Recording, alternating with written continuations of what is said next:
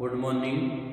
मैं ओम प्रकाश मेहरा आज आपको बीए पार्ट सेकंड भारतीय राज्य व्यवस्था पेपर सेकंड भारतीय राज्य व्यवस्था शीर्षक संसद का मतलब लोकसभा और राज्यसभा, रचना, शक्तियां, कार्यकारण और संबंधों का प्रतीक, इस बारे में हम अध्ययन करेंगे। जैसा कि हमने भारत में संघात्मक शासन व्यवस्था को अपनाया गया, भारत में संघात्मक शासन व्यवस्था को अपनाया गया है।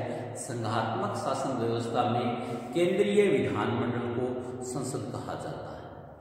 संसद, भारत में संसद दो सदनात्मक है। भारत में संसद कितना है? दो सदन है। दो सदन लोकसभा व राज्यसभा, लोकसभा व राज्यसभा। और भारतीय संसद को राष्ट्रपति को भी संसद का अभिन्न अंग माना गया है। राष्ट्रपति को भी संसद का अभिन्न अंग माना गया है। तो इस प्रकार से हम संसद में राष्ट्रपति, लोकसभा और राज्यसभा, दो सदन लोकसभा और राज्यसभा। अब इसमें राष्ट्रपति को इसलिए शामिल किया गया है ताकि दोनों सदनों में भारत में जो सिस्टम बनाया गया संस्थात्मक शासन व्यवस्था का, उस सिस्टम में दोनों में समन्वय बनाने के लिए, प्रभावशाली व्यवस्था में व्यवस्थापिका और कार्यपालिका का समन्वय स्थापित करने के लिए राष्ट्रपति को उसका अभिन्न अंग माना गया है। संविधान के अनुच्छेद 79 में ये लिखा भी गया है कि संघ के लिए एक संसद होगी। 79 संविधान का अनुच्छेद 79 इस बात का उल्लेख करता है। भारतीय संविधान का अनुच्छेद 79 इस बात का उल्लेख करता है कि संघ के लिए एक संसद होगी जो राष्ट्रपति तथा दोनों सदनों से मिलकर बनेगी, जिसके दो सदन कौन कौन से होंगे, जिसके नाम क्रमश है। भारतीय संविधान के अनुच्छेद 79 के अनुसार भारत में एक संसद होगी, जिस केंद्रीय व्यवस्थापिका संसद होगी। संसद दो चीजों से मिलकर बनेगी, दो सदन और राष्ट्रपति। दो सदन हमारे कौन से होंगे? एक लोकसभा और दूसरा राज्यसभा। इस प्रकार से भारत में संविधान का अनुच्छेद 79 संसद की बात करता है। भारत में संस्थात्मक लोकतंत्र को प्रभावपूर्ण बनाने के लिए व्यवस्थापिका में कार्यपालिका और कार्यपालिका में समन्वय का सिद्धांत अपनाया गया है। राष्ट्रपति क्या है? कार्यपालिका का प्रमुख है। संसद हमारी क्या है? व्यवस्थापिका है।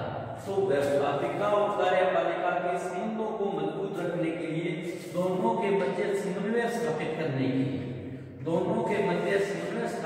के लिए राष्ट्रपति को संसद का अभिन्न अंग माना गया है। राष्ट्रपति को संसद का अभिन्न अंग बनाया गया है। अब हमारा प्रश्न आता है कि भारतीय संसद की संवैधानिक स्थिति, भारतीय संसद की संवैधानिक स्थिति, क्या संसद संप्रभु है? क्या संसद सर्वेसर्वा है? भारतीय संसद की संवैधानिक स्थिति, वास्तव में भारतीय संविधान में संसद की स्थिति क्या है? संसद की संप्रभुता का विचार ब्रिटिश संविधान की एक महत्वपूर्ण विशेषता है और ब्रिटिश संविधानवेत्ता सर एडवर्ड कोक का मत है कि संसद की शक्ति और अधिकार क्षेत्र इतना अधिक सर्वोपरि और गुण है कि संसद की शक्ति और अधिकार क्षेत्र इतना सर्वोपरि और पूर्ण है कि इसकी किसी सीमाओं में नहीं बांधा जा सकता। इंग्लैंड अंग्रेज संविधानवेत्ता डी लोम के अनुसार ब्रिटिश संसद के बारे में यह कहा जाता है कि संसद सब कुछ कर सकती है, बस स्त्री को पुरुष और पुरुष को स्त्री नहीं बना सकती। वस्तुतः ब्रिटिश संसद को कानूनी दृष्टि से असीमित शक्तियां हैं, अर्थात वहां व्यवस्थापिका प्रमुख है। इसे संसदीय संप्रभुता कहा जाता है। संसद जो चाहे कुछ भी रूप में चाहे विधि निर्माण कर सकती है। ब्रिटिश संसद जो कि विधि स्वीकार्य करेगी वह देश का कानून होगा। संसद, लोकसभा और राज्यसभा, संसद, लोकसभा और राज्यसभा, ये भारतीय संसद संप्रभु है या नहीं। नेक्स्ट आता है कि ये तो था भारतीय संसद की संवैधानिक स्थिति। नेक्स्ट हमारा पॉइंट आता है भारतीय संसद एक संपूर्ण संस्थान है या नहीं है। संसद की संपूर्णता में कुछ सीमाएं भी होंगी। भारतीय संविधानवेता जब संविधान का निर्माण कर रहे थे तो उनके सामने एक प्रश्न था कि संसद की स्थिति के संबंध में ब्रिटेन की व्यवस्था को अपनाया जाए या अमेरिका की व्यवस्था। ब्रिटेन में तो क्या है, व्यवस्थापिका सर्वोच्च है, व्यवस्थापिका मुख्य है, और अमेरिका में क्या है, न्यायपालिका, न्यायपालिका मुख्य है। तो संविधानवेत्ता इस बात पर मनन कर रहे थे, इस बात पर उन्होंने अध्ययन किया क्या भारत में व्यवस्थापिका सर्वोपरि मनाया जाए, ब्रिटेन की व्यवस्था को लगाया जाए या फिर अमेरिका की व्यवस्था को लगाया जाए। ब्रिटेन में संसद की संप्रभुता है, ब्रिटेन में संसद या व्यवस्थापिका की संप्रभुता है, संसद या व्यवस्थापिका की संप्रभुता है, जिसके अनुसार संसद किसी भी विषय पर कानून का निर्माण कर सकती है और संसद द्वारा निर्मित कानून को किसी भी सत्ता में चुनौती नहीं दी जा सकती। दूसरी ओर अमेरिका कांग्रेस एक सर्वोच्च संस्था नहीं है। अमेरिका भी कांग्रेस, अमेरिका की संसद को क्या कहते हैं, कांग्रेस सर्वोपरि संस्था नहीं है। अमेरिकी संसद व्यवस्था में, अमेरिकी संसद में कांग्रेस सर्वोपरि संस्था नहीं है। वहां संघात्मक तथा लिखित एवं कठोर संविधान के कारण अमेरिकी कांग्रेस को कानून निर्माण की शक्तियां सीमित है। अमेरिका में न्यायिक पुनरावलोकन की व्यवस्था है।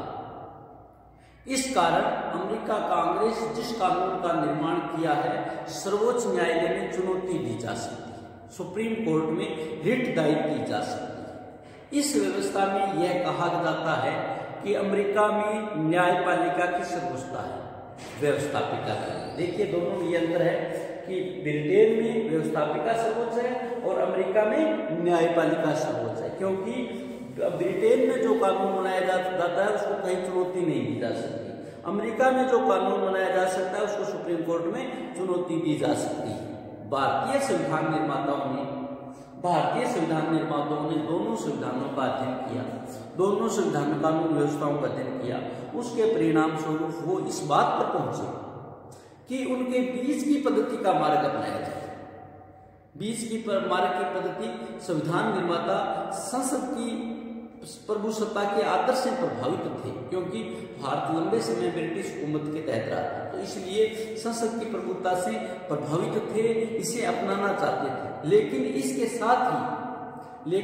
साथ ही अमेरिका वाला लिखित, कठोर तथा मौलिक अधिकारों की संसद सभी विषयों में कानून नहीं दी जा सकती थी, क्योंकि भारतीय संविधान निर्माता लिखित, कठोर तथा मौलिक अधिकारों की व्यवस्था के कारण सारे कानून बनाने की शक्ति संसद को नहीं दी जा सकती थी।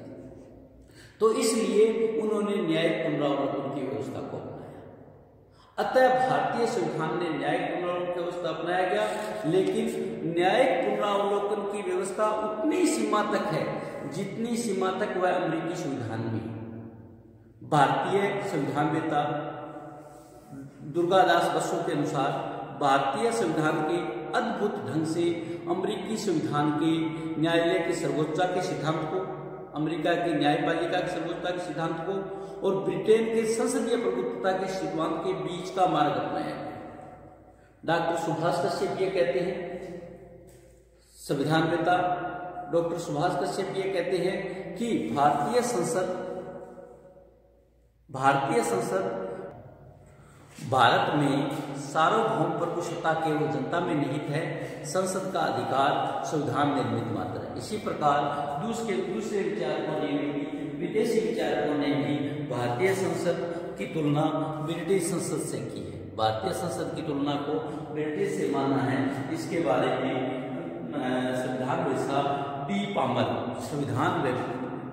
संविधानवेत्ता डी पामर ने लिखा है, भारतीय संसद विस्तृत शक्तियों का प्रयोग करती है, महत्वपूर्ण कार्यों का संपादन करती है। यद्यपि इसका कार्य भारतीय संसद क्षेत्र में विधियों का निर्माण करती है। इस दृष्टि से अनेक सीमाओं में भारतीय संसद को रोका गया है जिससे वो मनमानी न करे। संघीय प्रणाली तथा संविधान द्वारा सर्वोच्च न्यायालय के पुनरावलोकन की शक्ति प्रदान करने के लिए ये शक्तियां सीमित हो गई है। भारतीय संसद पर किन किन सीमाओं से रोका गया है? भारतीय संसद की संप्रभुता की क्या सीमाएं हैं? भारतीय संप्रभुता की क्या सीमाएं हैं? नंबर 1 है भारतीय संविधान के अनुच्छेद 45(1) के अनुसार लिखित तथा कठोर संविधान संशोधन की प्रक्रिया। भारतीय संविधान लिखित तथा कठोर है। संसद में प्रभुसत्ता संविधान के लिखित प्रावधानों द्वारा सीमित की गई है। संविधान के अनुच्छेद 245(1) द्वारा यह स्पष्ट किया गया है। 245(1) द्वारा यह स्पष्ट किया गया है कि व्यवस्थापन शक्तियों का प्रयोग संसद संविधान के अनुसार करेगी। ब्रिटिश संविधान के विपरीत भारतीय संविधान एक कठोर संविधान है जिसके अंतर्गत संवैधानिक कानूनों का निर्माण, संविधान में संशोधन के लिए विशेष प्रक्रिया निर्धारित की गई है। संविधान के अनेक प्रावधान ऐसे हैं जिनमें संशोधन के लिए संसद के दोनों सदनों द्वारा 2/3 बहुमत से प्रस्ताव पारित किया जाना आवश्यक है। कठोर संविधान के कारण संसद में कानून निर्माण की शक्ति सीमित हो गई है। नंबर 2, संविधान की सर्वोच्चता का सिद्धांत। नंबर 2, संविधान की सर्वोच्चता का सिद्धांत। देश में संविधान को सर्वोच्च माना गया है, न कि व्यवस्थापिका, न्यायपालिका या कार्यपालिका। तो ये जो संविधान की सर्वोच्चता का सिद्धांत है, संविधान का जो मूल ढांचा है, यह भी भारतीय संसद को संप्रभुता प्रदान नहीं करता, वरना संविधान की सर्वोच्चता के सिद्धांत पर आधारित है। भारतीय संसद को सर्वोच्चता न देकर संविधान पर आधारित संप्रभुता। इस सिद्धांत का अनुरूप सुप्रीम कोर्ट ने 1973 में केशवानंद भारती विवाद और 1980 में मिनर्वा मिल्स विवाद में संविधान के मूल ढांचे की धारणा का प्रतिपादन किया। इस धारणा का आशय यह है कि संसद मूल अधिकारों सहित संविधान के किसी भी भाग को संशोधित, परिवर्तित या सीमित कर सकती है, किंतु संसद को यह अधिकार प्राप्त नहीं है कि संविधान के मूल ढांचे को भी परिवर्तित कर दे या नष्ट कर दे। नंबर 3, संघात्मक व्यवस्था। भारत में संघात्मक व्यवस्था होने के कारण राज्य सूची के विषयों पर संसद को कानून बनाने की शक्ति दी गई है। राज्य सूची के विषयों पर संसद को कानून बनाने की शक्ति दी गई है। Professor T.K. टोप्पे ने लिखा है कि भारतीय संसद एक संविधान के अंतर्गत विधायिका, संविधान के अंतर्गत संसद है।